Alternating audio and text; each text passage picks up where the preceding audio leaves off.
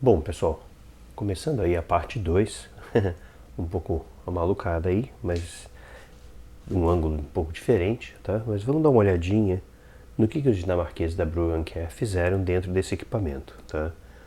O equipamento, apesar de ser bem robusto, né, bem pesado, curiosamente ele é seguro atrás nos painéis, uma série de painéis, ele é seguro por uns parafusos microscópicos, tá? Nesse caso aqui, os parafusos 2 a 2 seguram todo o chassi, tá? E algo que eu também não sei se eu mostrei no vídeo passado, ele tem duas alças aqui bastante parrudas para poder transportar o equipamento de maneira relativamente fácil, tá? Mas então, vamos lá. É aqui um selinho de calibração, tampa frontal superior do equipamento, tá? E ele na realidade tem uma série de tampas diferentes, tá? Esse aqui segura pelos dois parafusitos. Eu já soltei a tampa, vamos ver se eu consigo tirar isso daqui. Parece ser bem bacana. Ih, caramba, deixa eu tentar tirar isso daqui. Pera lá. Bom, tá aí, não é muito fácil, porque a tampa vai saindo por trás, tá? Consegui tirar a tampa. A tampa aqui tem uma bastante interessante, tem uma blindagem grande aqui em cima, tá? E ela é alumínio, então ajuda a diminuir um pouco o peso total da coisa. Mas o equipamento é típica montagem de... tá me lembrando muito dessa época do HP e tal, essas montagens em estrutura, uma estrutura de ferro incrível, por isso que ele pesa também 1 tonelada. A estrutura total de ferro, tá? Com as placas em cima de um backplane. Não sei se vai dar para ver lá embaixo, deixa eu tentar botar um pouco o ângulo aqui. A placa lá no fundo é um backplane, é um plano de conexões entre as diversas placas aqui do equipamento. Curiosíssimo, hein? Curiosíssimo. Isso aqui é um panorama geral, tá? E sem manual de serviço, sem diagrama esquemático, a coisa fica um pouco complicada, tá? A única coisa que sabe se é o certo mesmo, que essa parte de cá, na realidade, é a fonte de alimentação, tá? Depois eu vou dar uma aproximada só para a gente dar uma olhadinha mais a miúde, tá? Mas aqui, obviamente, já fala aqui as alimentações, as saídas aqui desse cara, Power Supply Unit. Então é a unidade de fonte de alimentação aqui. Agora eu tenho naturalmente aqui na ponta a placa do painel frontal, tá? Tenho aqui, aí a coisa complica bastante, tá? Porque eu tenho dois casquetes aqui. Essa placa aqui eu não sei exatamente o que é, tá? Agora, lindíssimas as conexões, né? Perdão, aqui. Número 1, placa número 1. Amplificador de saída. Então esse amplificador final de saída tem um casquete aqui e as conexões todas em cabo coaxial para as outras placas, tá? Absolutamente fantástico, tá? O cabo coaxial SMA, tá? Absolutamente fantástico. Então a placa número 1, amplificador de saída. Placa número 2 é um slot vazio. Placa número 3, tá? É a síntese em PLL, tá? Então tem uns casquetes aqui curiosíssimos, tá? Dois casquetes aqui fechadinhos, muito provavelmente são osciladores de precisão, tá? Para fazer o travamento em fase, tá? Aí aqui eu tenho placa número 4, síntese digital, esse carinha aqui. Eu vou ter que tentar ver se eu consigo aproximar de alguma maneira, tá? Eu não sei se eu vou efetivamente ter coragem de retirar essas placas, tá? Mas aqui eu estou vendo muita lógica, os capacitores aqui, os capacitorzinhos cerâmicos aqui de desacoplamento, mas muita logiquinha digital discreta, tá? Aí aqui a placa número 5, tá, a síntese de varredura, sweep, né? Então tá, então essa placa aqui é responsável pela varredura, tá? A placa número 5 aqui. Então realmente bastante curioso, que também é muita logiquinha discreta, tá? A placa número 6, a unidade microprocessadora, tá? Então a placa número 6 está aqui, tem umas baratas aqui de 40 pinos, tá? Tem uma série de EPROMs aqui, 1, 2, 3, 4. Então 5, na realidade 5 memórias aqui, um cesta aqui vazia, tá? E um processador grande aqui de 40 pinos, tá? Então muito provavelmente isso aqui deve ser processador da época, eu não estou vendo nenhum date code ainda, mas a gente pode dar uma olhadinha depois. A placa número 7 está vazia, a número 8, relógio, clock. Então essa placa aqui tem dois casquetes interessantíssimos aqui, tá? Que muito provavelmente são o relógio de precisão, tá? E essa placa aqui é praticamente toda discreta, com uma série de pequenos ajustes aqui, são dois reostatos, né? Dois trim pods e um trimmer aqui de ajuste de clock. E esses clocks aqui dá para notar que a saída de clock vai para os outros sistemas, né? Através desses cabos coaxiais /SMA, tá?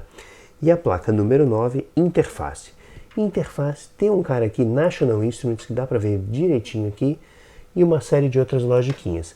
Essa placa de interface, com certeza, ela faz a interface para o GPIB. Então a porta GPIB que está no painel traseiro aqui, essa placa deve ser tudo isso de bom. Bom, então eu vou tentar fazer o seguinte, gente. Tentar dar uma aproximada aqui, tentar mudar os ângulos um pouco aqui, só para a gente conseguir enxergar um pouco mais dessas placas. Eu não sei realmente se eu estou com muita coragem de sair desmontando placa aqui, porque esses contatos ao longo se uma coisa que eu aprendi ao longo dos anos é que frequentemente esses contatos, eles têm, quanto menos você mexer, melhor eles ficam, tá? Com o tempo você fica completamente, se você mexe muito, a coisa degringola aí. Mas deixa eu tentar fazer umas mudanças de ângulo aqui, dar umas aproximadas e ver se a gente consegue ver os subsistemas mais a miúde, tá? Bom, eu tive que mudar o ângulo completamente aqui por causa de questões de iluminação e para ver se eu conseguia efetivamente pegar os detalhes do diagrama. Esse aqui é a parte traseira, tá? O painel traseiro com as chavinhas aqui, né, de seleção de terra e etc.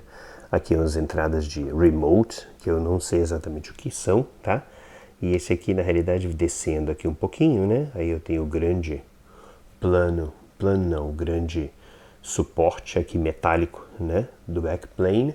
E lá embaixo mais alguns conectores, tá? Que não são lá muito interessantes. O que é mais interessante aqui, é nessa parte aqui, que é a placa de interface, tá?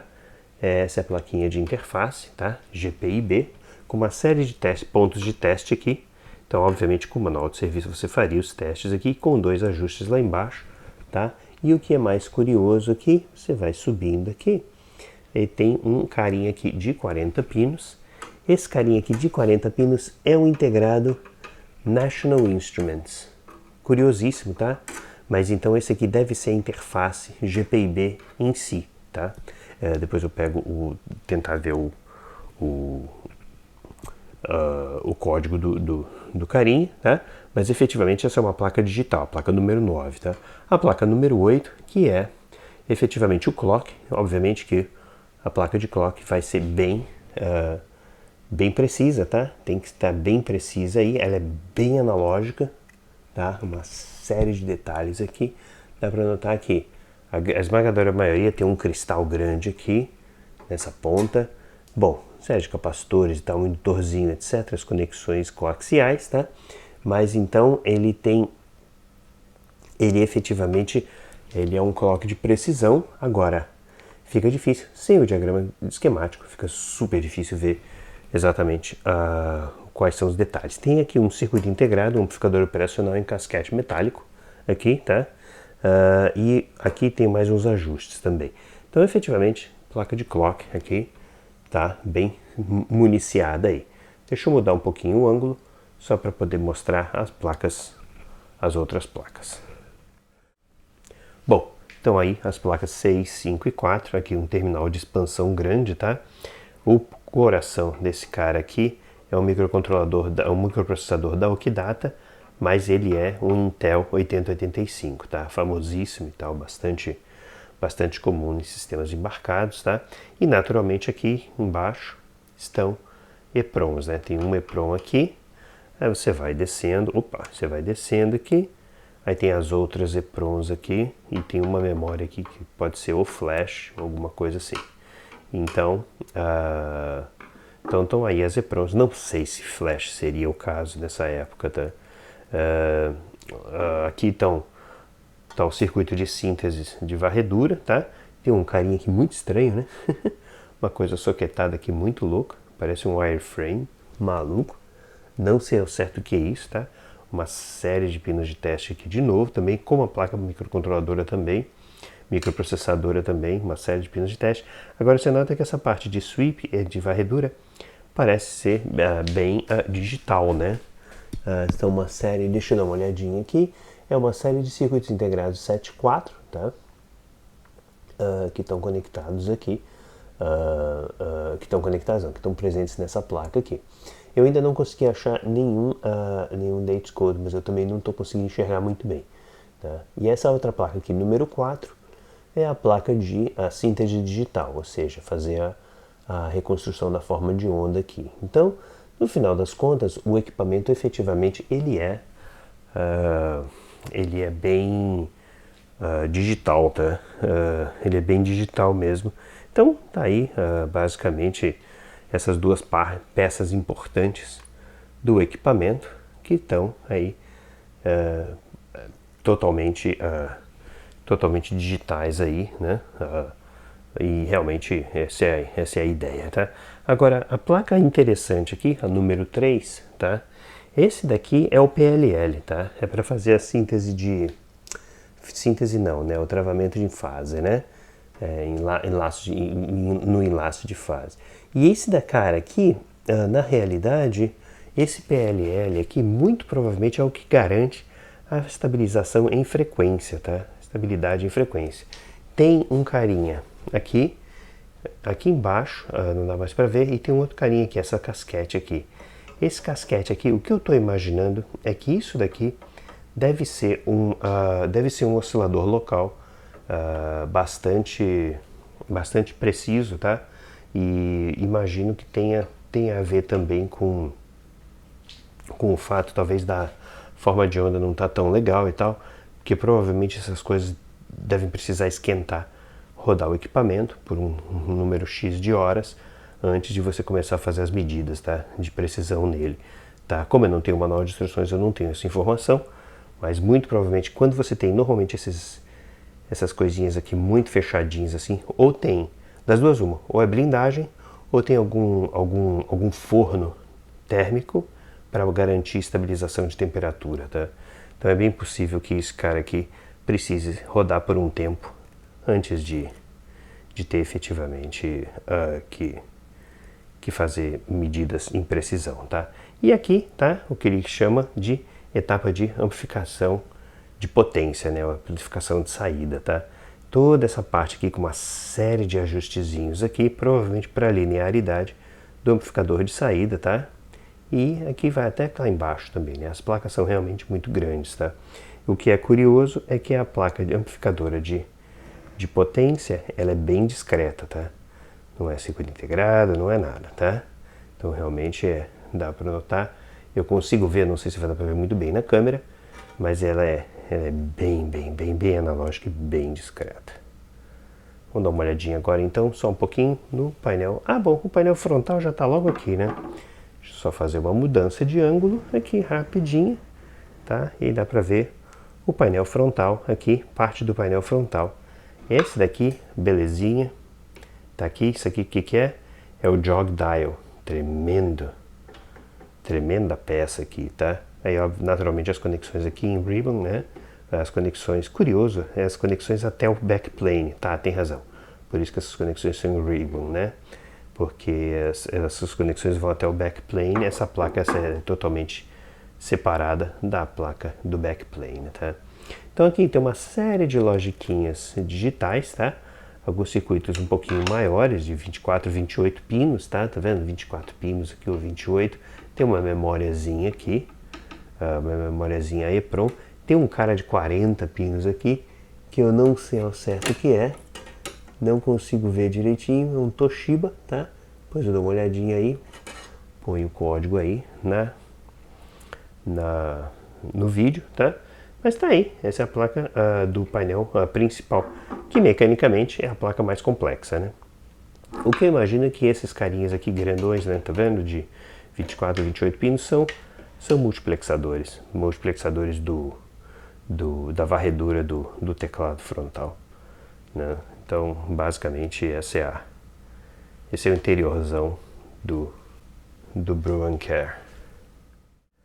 Bom, só o último detalhe aí do interior do gerador, Indupern, made in Denmark, o transformador feito na Dinamarca. Coisa curiosíssima, tá? Enfim, esse aí é o nosso Brüel & Kjær 1051 por dentro.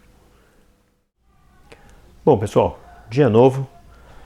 Vocês vão me desculpar um pouco o ruído ambiente, tá? Tá um pouco barulhento aqui hoje, mas eu finalmente consegui botar um analisador de espectro joinha na saída do nosso Brüel & Kjær aqui, tá? Eu vou depois aproximar na tela, tá? Mas tá aqui o painel, só porque eu queria mostrar um pouco o painelzinho, tá? Então eu tô aqui com meus 1 kHz, 100 mV e eu tô conectado na entrada do laptop, a entrada de microfone, tá? Por isso que eu não posso ir muito além dos 100 mV normais, tá? Porque a entrada de microfone é mais sensível, naturalmente, e eu já regulei aqui no computador para não ter a pré-amplificação do microfone, que normalmente é de 20 dB, tá? Então eu, na realidade, cortei essa amplificação, ter o sinal mais atenuado possível, tá? E esse daqui é o nosso Toshiba, que eu fiz a avaliação, não, o conserto, se não me engano, no VBS 115. Eu ponho o link do vídeo aí na descrição. Mas enfim, então tá aí, esse aqui é o Visual Analyzer, tá? É um software bacana que eu andei avaliando vários softwares de Spectrum, de análise espectral e outras coisas para o computador, tá? E o Ed, da Ed Caverna, do canal Ed Hardware, ele me deu a dica aqui do Visual Analyzer, tá? Então, na realidade, ele funciona bem. Eu tô aqui o Toshiba, como tem o Windows Vista, uma coisinha ou outra não funciona muito bem, tá? Ele dá umas travadas esquisitas, tá? Mas basicamente eu tô aqui com o software, eu liguei a entrada dele, tá? E o que eu vou fazer aqui na realidade, no eixo Y, o que eu quero fazer é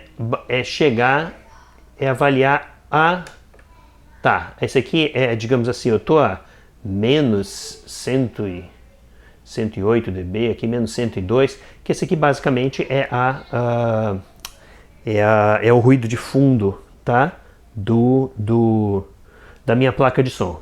A minha placa de som tem uma resposta bem ruinzinha, tá? Ou seja, ela é bem não linear, ela corta bastante, na realidade ela amplifica bastante o grave e ela corta bastante quando vai chegando perto dos 20 kHz. Aqui é a frequência de 20 kHz, tá?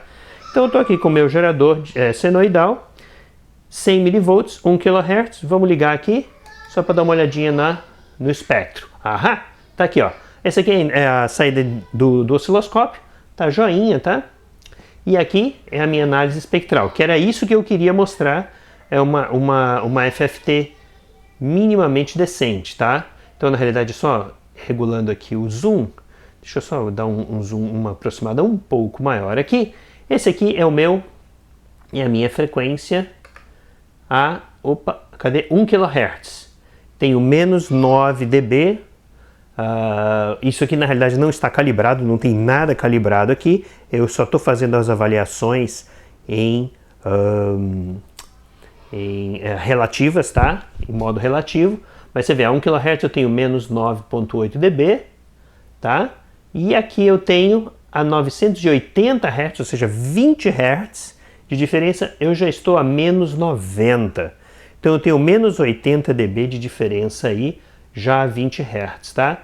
E aí o resto aqui é ruído, tá? Então a 30 Hz, 970, eu estou a menos... Bom, aí varia bastante, né? Porque tem muito ruído, né? Menos 100, menos 99 e tal. Então a diferença entre menos 9 e 100 dB a 30 Hz. Então quer dizer, eu já estou com 90 dB de diferença aqui entre esses dois pontos, tá? Então realmente o gerador em si está em excepcional estado, tá? E isso obviamente eu estou aqui a 1 kHz. Agora notem o seguinte, tem aqui uma frequência esquisitíssima a 2140 Hz, é um harmônico aqui, tá? que ele já sobe aqui. Ou seja, o gerador tem alguns artefatos e um outro harmônico aqui, que na realidade é 4.140 Hz, tá? Opa, perdão, não sei se a minha mão estava na frente, mas esses harmônicos aqui, na realidade, eles são artefatos da geração de sinal e eles não são da placa de som, porque se eu dou um off aqui, eles desaparecem, tá? Então, efetivamente, tem alguma coisa estranhíssima na geração desse cara aqui. Na realidade, todo gerador vai gerar isso aqui, tá? Vai gerar algum tipo de harmônico, tá? Mas, efetivamente, a gente vê aí, olha só, aí você tem aqui, essa aqui é a fundamental a 1K, 2.100 e alguma coisa kHz, 4.100 e alguma coisa. Aqui eu tenho o quê? Aqui eu tenho um pouco mais, aí aqui eu já estou a menos 80 dB, a 5.200 Hz. Então isso aqui é bem fraquinho, tá? Menos 80 dB, mas eu estou 5.200 Hz. E aqui eu tenho, quanto aqui? 87, 7.270. Então tem uns artefatos que o gerador efetivamente mostra na forma de onda senoidal. Como eu falei, isso é natural, tá? Mas o que é legal é que esse analisador de espectro me dá uma visualização muito bacana, tá? Então, efetivamente aqui, o que eu tenho, 1 kHz, eu posso simplesmente mandar brasa aqui nos meus, aumentar um pouco a frequência, 2 kHz. Você nota que as componentes frequenciais aqui de interferência são um pouco diferentes também. Coisa um pouco curiosa aí. E, obviamente, o software em si pode me mostrar aí o THD, né, que é a distorção total, só que ele mostra a distorção total em um harmônico fixo, tá? Talvez eu consiga configurar isso aqui, eu não vi direito, mas a distorção total no 10º harmônico, eu tenho 2K, 10º harmônico seria 20K. Então seria a frequência bem para cá para cima, tá? Aí como a minha placa de som, ela atenua no final, a minha medida de THD realmente não é muito boa. Então, o sistema não é calibrado. Então, esse tipo de número aqui, para um sistema não calibrado, tem muito pouca validade, tá? Mas, enfim, então tá aí, né? Aí eu posso botar, enfim, eu posso alterar aqui as frequências, né? Para 4K, você nota? Então tá aqui, 4 kHz. Então o analisador me dá um espectro muito jóia aqui, tá? Muito bacana mesmo, tá? E outra coisa que eu também fiz, que foi muito interessante, para isso eu vou aproximar, foi fazer o sweep. Deixa eu fazer o setup do sweep, que aí a gente vê como esses harmônicos eles se comportam à medida que a frequência vai variando. Então, isso é bastante interessante. Bom, pessoal, aproximei um pouquinho aqui, só para dar uma visualizada melhor, tá? Eu estou aqui atualmente a 20 Hz, tá? Essa é a minha frequência total. Deixa eu só dar um fit aqui, que eu esqueci de fazer um fit screen, para que esteja a minha frequência inteira, meu espectro inteiro mostrando, tá? De 0 a 20 kHz, tá? Então eu estou com o espectro inteiro. Na realidade não era 20, é 100 Hz, tá? Então eu estou com a minha frequência de 100 Hz aqui, tá? Eu vou botar a visualização linear, então o 100 Hz está aqui no cantinho, tá? Bem linear mesmo, até chegar aos 20 kHz. E agora eu vou começar o sweeper. Vamos começar o sweeper e eu botei o sweeper bem devagar. Você nota aqui que, por exemplo, a 100 Hz, e eu aumentei um pouco a amplitude para 200 mV, tá? Mas a 100 Hz eu tenho minha fundamental aqui, eu tenho essas componentes birutinhas aqui, certo? Pares de componentes aqui, são artefatos da geração do sinal em si. Então deixa eu ligar o sweeper, e olha só que interessante, eu estou andando, e olha como é que as componentes frequenciais, elas de distorção, né, de geração, elas andam no espectro, né? É bastante curioso. Eu depois tenho que fazer uma análise, eu tentei analisar o porquê disso, mas eu efetivamente não consegui fazer, não consegui chegar ainda a alguma conclusão do porquê que essas componentezinhas estão sendo mostradas aí. O detalhe é o seguinte, a amplitude do sinal está bem estável nessa banda, tá? O que você vê na tela do osciloscópio, na realidade, é a laia, são efeitos da digitalização. Isso aqui eu ainda tenho que fazer uma aula sobre isso, eu estou para fazer uma discussão sobre isso bem aprofundada. Mas você nota como o espectro anda, tá? É bem legal, e a amplitude está bem estável aqui. Efetivamente dá para notar aqui no ruído, né, no ruído de fundo, que quando ele começou a chegar nessas frequências, a frequência não, a amplitude vai se atenuar, porque naturalmente a placa de som do computador, ela atenua próximo de 20 kHz, né, é a frequência de áudio natural, né, então ela vai atenuar aí. Então dá para notar aí, é bacana até ver, né, como o espectro anda, tá, e o gerador, a sweeper desse gerador é extremamente bom, tá, eu realmente faz tempo que eu não via um sweeper tão bom assim, tão linear não, tão macio. Agora olha que interessante, né? A amplitude está baixando porque a resposta da placa de som, ela começa a atenuar o sinal à medida que chega na frequência superior. Então naturalmente, isso aqui está... agora ele está voltando, né? Mas isso aqui naturalmente é um sistema não calibrado, tá? Então esses valores absolutos fazem muito pouca diferença. O que eu estou mais interessado efetivamente é na diferença da fundamental para o nível de ruído, que é o que vai me garantir a pureza aí da onda senoidal. E naturalmente também a diferença com os harmônicos aqui, né, com essas componentes aqui espúrias, né, na realidade. Esse é o nome que eu queria chegar, o espúrio, né? São componentes espúrias, tá? Então, realmente, o gerador está em excelente estado, tá? Eu tenho que fazer mais avaliações aí, tem que ver se eu consigo encontrar algum sistema que seja calibrado. E o software Visual Analyzer é excepcional. Ed, incrível recomendação aí. Então tá aí, vou deixar aí rolando um bocadinho, só para vocês verem a fundamental andando. Mas basicamente era isso, praticamente que eu queria mostrar hoje. E naturalmente esse analisador de espectro é infinitamente melhor que o Rigol, tá? O Rigol é um desastre, é uma piada de mau gosto, aquele analisador de espectro, tá? O FFT deles. Enfim, tá aí. Esse é o final dessa parte 2, tá? E eu vou eventualmente desenvolver outros vídeos à medida que eu for vendo a necessidade, tá? Mas tá aí o Breuer Care 1051. É isso aí, pessoal. Espero que vocês tenham gostado dessa parte 2. E até a próxima. Aquele abraço.